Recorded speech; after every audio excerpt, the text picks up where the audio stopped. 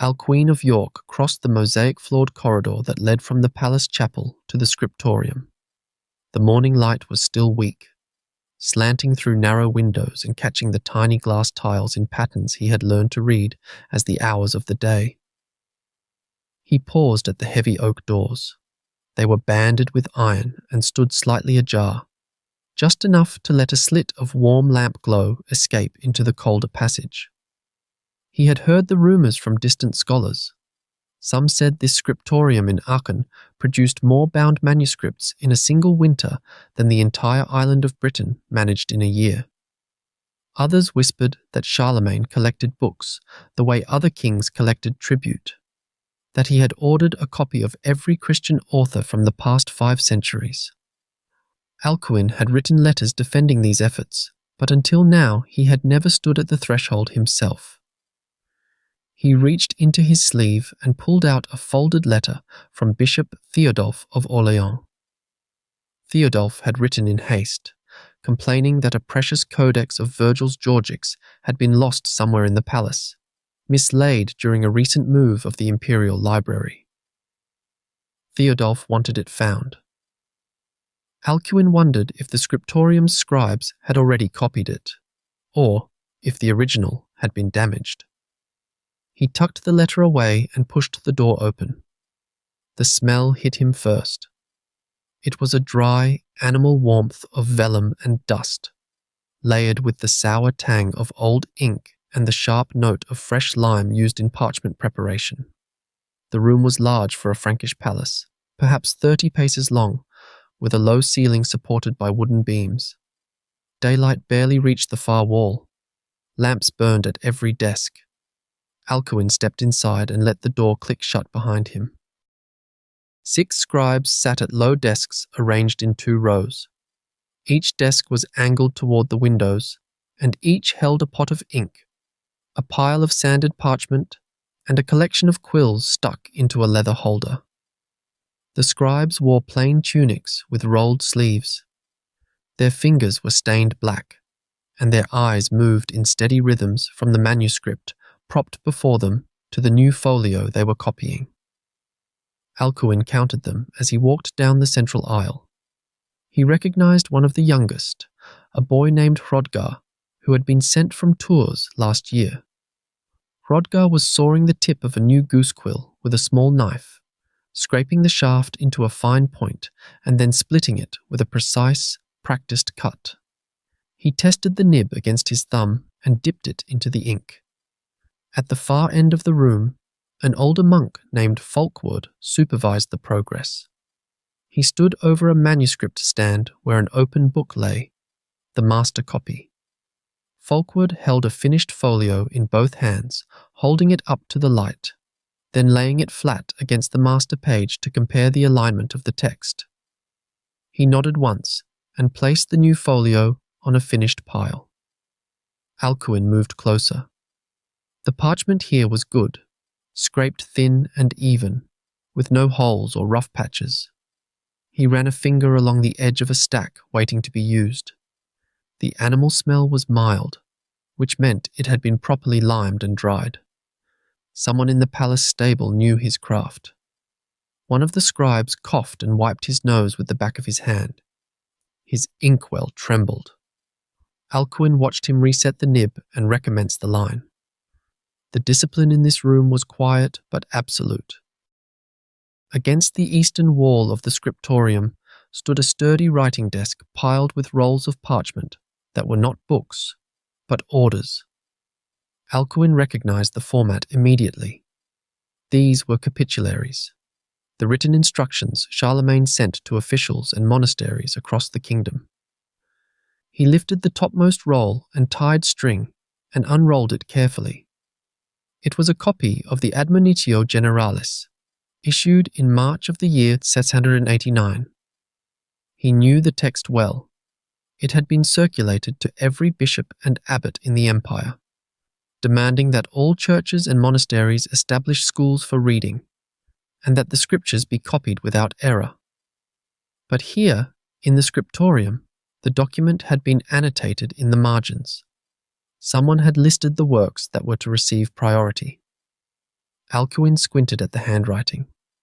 The list included Virgil's Aeneid, Cicero's rhetorical treatises, and the complete corpus of Augustine's extant works. There was also a note requesting improved copies of Cassiodorus and Eusebius. But what drew his eye was a separate line, underlined twice. Let no scribe corrupt the grammar of the fathers with barbarous endings. He recalled Charlemagne's own voice saying almost the same words at a palace council 2 years ago. The emperor insisted that correct Latin was not merely a nicety, but a necessity, because prayers offered to God in faulty syntax were prayers disfigured. Alcuin had helped draft that portion of the capitulary. Now he saw it enforced in ink and parchment. He rolled the document closed. The demands were enormous. Hundreds of texts, thousands of folios, and a single generation of scribes to do the work. The list lay heavy in his hands, not a request but a royal command, scrawled across sheepskin and sealed with the bulla of the most powerful man in Europe. Alcuin handed the capitulary to a junior clerk and turned toward the far end of the scriptorium. There, at a slanted desk bathed in the morning light from a high window, sat a monk whose hands moved with the precision of a clockwork device. The monk was Godescalc, the same man who had illuminated the Gospels for Charlemagne in 781, a work now known as the Godescalc Evangelistary. He did not look up. Before him lay a fresh sheet of vellum, ruled with faint lines drawn by a stylus. His quill was trimmed to a fine point, and the ink in his well was a deep black, almost blue in its density. He was copying Psalm 23. Alcuin approached quietly and watched over his shoulder. The letters were small, regular, and uncluttered. Each letter stood separated from its neighbours, but not by much, just enough for the eye to distinguish one from the next. The ascenders of the B, D, and L rose in neat vertical strokes, and the bowls of the P and Q were perfectly round. This was Carolingian minuscule, the script that Godescalc had helped to perfect. Alcuin marvelled at how easy it was to read. No cramping, no overlapping abbreviations, no erratic flourishes that left a scribe guessing. It was orderly and calm, like a well-tended garden. A younger scribe, his cowl stained with ink, sat 2 benches away. He was copying a passage from Augustine's City of God, but his letters were uneven. The ascenders wobbled, and the spacing between words varied. He glanced at Godescalc's work, then back at his own, and sighed. He tried to imitate the older monk's hand, but his pen pressed too hard, and the ink bled into a tiny pool. He muttered something under his breath and reached for a scrap of bread to blot the mistake. Godescalc did not react. He continued without a pause, his quill scratching softly across the vellum, turning the Latin words of the psalm into something almost musical. Alcuin studied the page.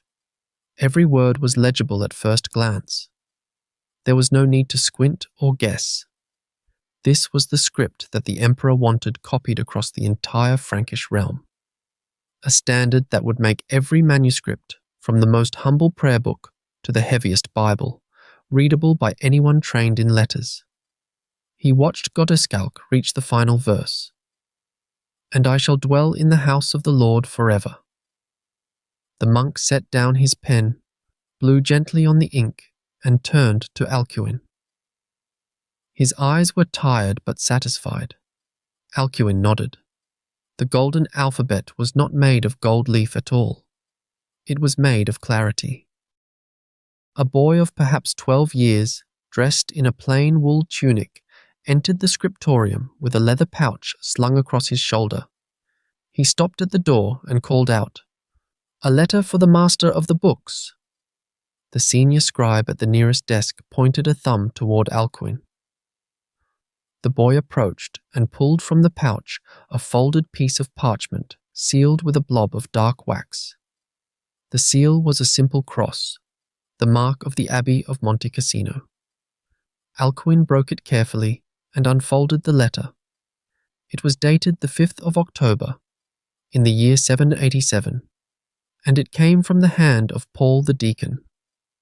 Paul had been a scholar at Charlemagne's court for a time, but he had returned to Monte Cassino in Italy to live out his years in the Benedictine monastery. His letter was written in a hurried but clear hand. He explained that a fire had swept through the Scriptorium at Monte Cassino 2 months earlier. It had consumed a number of valuable manuscripts, including the community's only complete copy of Gregory the Great's Pastoral Care. Paul begged that copies might be made in Aachen, where the exemplars were known to be more reliable than anywhere else in the West. He wrote, "The name of your scriptorium has reached even the hills of Italy. They say the scribes of the Frankish king work without haste and without error. We pray you may send us a new Gregory." Alcuin read the passage twice. He knew the reputation of Monte Cassino. It had once been the great light of learning in the West, but its library had suffered fires before. He looked around the room. The scribes were still working, their heads bowed over their desks. He signalled to the keeper of the queue, a younger monk named Theodulf, and handed him the letter. "Add Gregory the Great's Pastoral Care to the copying schedule," Alcuin said. "It will go to Italy." Theodulf nodded and opened a ledger book with a creaking spine. He found the list of works to be copied and, with a careful hand, wrote at the bottom, "Pastoral Care, Gregory I, destination, Monte Cassino." He underlined the entry once. Alcuin folded Paul's letter and placed it in a small chest reserved for correspondence. The request was not unusual. Scriptoria across Europe had begun to write to Aachen, asking for copies of texts they could no longer produce themselves. The Carolingian Scriptorium had become a kind of lending library for the continent, and Alcuin knew that Gregory's Pastoral Care was essential for bishops and abbots. It was a manual on how to govern souls, written by the very Pope who had sent Augustine to convert the English. It had to be copied without errors. He turned to Theodulf again. "Give it priority. The fire victims should not wait." Theodulf nodded again and moved the entry to the top of the list. Across the room near the far wall stood a tall wooden shelf that did not hold the standard works. Alcuin had noticed it earlier, and now he walked toward it. The shelf was crammed with volumes of unusual size and shape. Some were bound in leather so old it had cracked. Others were loose gatherings of parchment, tied together with strips of cloth. He reached for one of the larger codices. It was a sacramentary from St. Gall, a monastery in the Alps. He opened it carefully, and the pages fell apart to reveal a burst of colour. The initial letters were enormous, painted with red, blue, and gold leaf. A miniature of Christ rising from the tomb dominated the first page. The drapery of his robe painted in folds of lapis lazuli. The light around his head a halo of pure gold leaf that still reflected the lamplight. The work was from the 760s, produced in the monastery where the Irish monk Columbanus had once lived. Alcuin ran his finger along the edge of the gold leaf. It was thick enough to feel like a raised ridge under his touch. He set it aside and picked up a thinner manuscript, a single quire of parchment folded into 4 leaves. The text was Julius Caesar's commentaries on the Gallic War. He read the opening words, "Gallia est omnis divisa in partes tres." The handwriting was an uncial script, large and rounded, typical of the late 7th century. This leaf might have been copied in the 700s, maybe even earlier. Alcuin had heard that a small fragment of Caesar's work had survived in a monastic library in the south, but he had never seen it. He read a few sentences about the Helvetia and the migration of the tribes. The Latin was crisp, the words unmistakably those of a Roman general who had himself crossed these very valleys. He closed the quire carefully. It was fragile. The parchment had grown brittle along the edges. At the back of the shelf lay a different kind of object, a scroll, half unrolled, that had been scratched over with a knife. Alcuin recognized the text as an Arian tract, a heretical document arguing that Christ was not fully divine. He had seen such materials before, and he knew the policy: they were to be erased. A young scribe stood nearby, holding a small pumice stone. He had been assigned the task of scraping away the letters so that the parchment could be reused. Alcuin watched him work. The scribe rubbed the stone gently along the lines of text, wearing away the surface of the vellum. The black ink crumbled into dust. Beneath it, the original letters were gone. Soon the sheet would be blank, ready for a new text, something orthodox, something that would not lead a monk into error. The scribe looked up. Alcuin nodded his approval. The treasury of oddities contained beauty and history, but also danger. The safe thing was to erase the danger and write over it with truth. Alcuin turned away from the scribe with the pumice stone and walked deeper into the scriptorium. The air here was thick. It smelled of animal hide, of stale ink, of the faint sourness of glue pot boiled from fish skin. Dust motes swirled in the pale light from the high windows. The scratch of quills filled the room like the sound of beetles in dry grass. Near a wooden desk, a young scribe dipped his quill too deep. A fat glob of black ink splattered across his page. He muttered something under his breath. Alcuin caught the guttural shape of the words. It was a Saxon curse, the kind he remembered from his own boyhood in Northumbria. The scribe looked up, embarrassed. Alcuin said nothing. He simply gestured toward the drying rags piled at the corner of the desk. The scribe reached for one and blotted the excess, smearing the stain into a pale shadow. 2 desks away, an older scribe was bent over a piece of parchment. He held a small knife with a curved blade. Carefully, gently, he scraped at a single word. The action was precise. A thin curl of vellum peeled away, carrying the offending letters with it. The scribe blew the dust aside and dipped his quill again. He wrote the corrected word in its place, but then voices rose. 2 scribes, one young and one older, were arguing. Their desks faced each other, and the young one was pointing at a line of text. The word was ecclesia. The younger scribe insisted it should be spelled with a single C. The older man quoted Donatus the grammarian, citing a rule about the Greek root. The younger scribe shook his head. He had seen it spelled differently in a book from Tours. Alcuin walked over and placed a hand on the younger man's shoulder.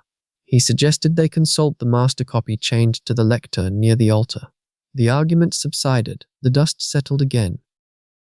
The argument had barely faded when a heavy footfall sounded in the corridor. The scribes straightened. The scraping of quills stopped. Alcuin turned. Charlemagne stood in the doorway of the scriptorium. He was not wearing his crown. He wore a simple wool tunic, belted at the waist, with a short cloak pinned over one shoulder. His hands were large and calloused. He looked around the room with the practiced eye of a man who inspected many workshops. He walked directly to a desk where a scribe was copying Boethius's Consolation of Philosophy. The scribe had just finished a page. The letters were round and even, spaced evenly along the ruled lines. Charlemagne picked up the page and held it to the light. He examined the clarity of the script, the uniform spacing, the consistent height of the ascenders. He nodded once. He said, "This is good. This is how Latin should be written." The scribe bowed his head, but the emperor's approval did not last. He moved to another desk. A younger scribe was working on a gospel passage. Charlemagne looked over the scribe's shoulder. His face tightened. He pointed to a line. The scribe had written Galilea, where the correct reading was Galilea, with an I in the 3rd syllable. It was a small error, but it changed the rhythm of the verse. Charlemagne spoke sharply. A man might read this aloud in chapel.